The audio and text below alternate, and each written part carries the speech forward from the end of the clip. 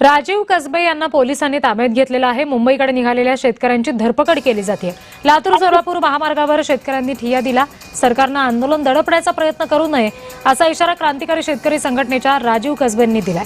रविकांत तुपकर यांच्या नेतृत्वात मुंबईमध्ये गुरुवारी आंदोलन आहे। मात्र त्यापूर्वी शेतकऱ्यांची अर्थात आंदोलनकर्त्या शेतकऱ्यांची धरपकड केली जाते।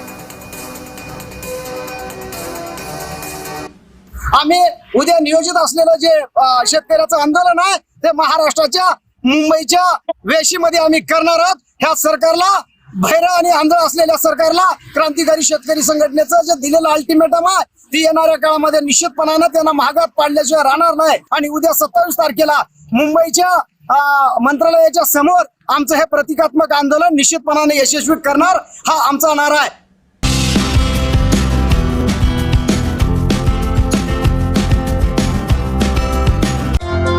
पाहत रहा जय महाराष्ट्र न्यूज।